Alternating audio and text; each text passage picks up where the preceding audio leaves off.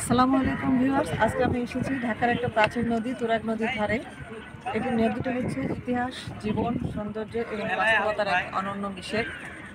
চলুন নদীটা ঘুরে দেখা যাক আর ভিডিওর সাথেই থাকবেন। নদীর ধারে টুপু টুপু পানি এবং মনোমুগ্ধকর একটা পরিবেশ আর সুশীতল বাতাস, সব কিছু যেন মনকে ছুঁয়ে যাচ্ছে। বাংলাদেশের গুরুত্বপূর্ণ নদীগুলোর মধ্যে অন্যতম নদী।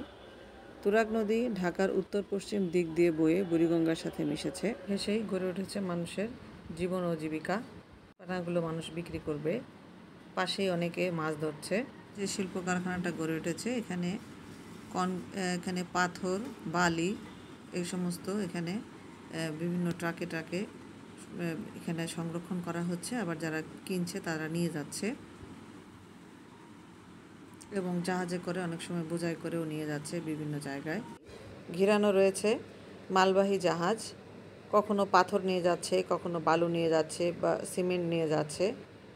মাছ ধরছে, জালটা নিচে নামাচ্ছে আর করছে, এখানে ছোট ছোট ধরছে, এখানে যাচ্ছে মালবাহী জাহাজ। ছিল একটা মালবাহী জাহাজ, আমি সেখানে প্রথম উঠলাম। উঠে ভালোই লাগছে এবং দেখাচ্ছে আপনাদের যে কত বড় স্পেসে ওরা এখান থেকে পাথর, বালি বা সিমেন্টগুলো নিয়ে যায়। আপনাদেরকে দেখাচ্ছি নদীর ধারে জাহাজে, আর খুবই ভালো লাগছে। দেখুন সিমেন্টগুলো কিভাবে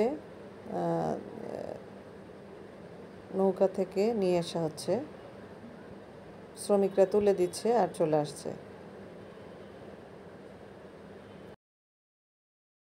হাঁটতে হাঁটতে একটা পাকুর গাছ পেলাম, সে পাকুর গাছের নিচে বসলাম। পাকুর গাছে সুশীতল ছায়া এবং পাশ দিয়ে নদী বয়ে যাচ্ছে, এক অসাধারণ দৃশ্য। আমাদের মনে হয় এই ঢাকার এই কর্মব্যস্ত জীবনে মাঝে মধ্যে এখানে এসে সময় কাটালে অনেক ভালো লাগবে। খুব মনোরম পরিবেশ পাওয়া যায়। নৌকা দিয়ে মাছ ধরছে, এই দৃশ্যটা আমি ধারণ করলাম, আমার কাছে অনেক ভালো লাগছিল।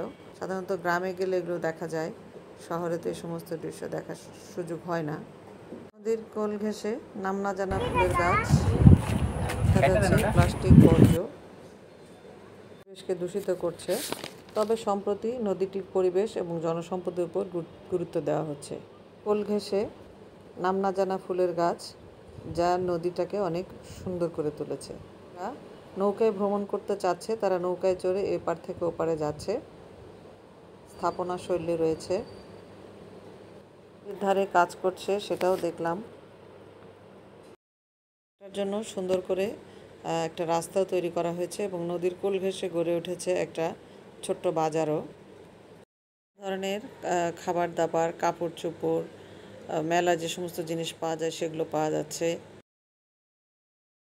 আইটেম বিভিন্ন রকম চুড়ি, ক্লিপ, চটপটি খাচ্ছে, পিঠা বানানো হচ্ছে, চিতই পিঠা, আমড়া মাখা, পেয়ারা মাখা, এরপরে হচ্ছে ইজির জুস তৈরি হচ্ছে, পাশে আখের রস পাওয়া যাচ্ছে, মিষ্টান্ন জাতীয় জিনিস, খুরমা, বিভিন্ন রকম চানাচুর, গরম গরম জিলাপিও পাওয়া যাচ্ছিল। আমরা একটু জিলাপি খেলাম।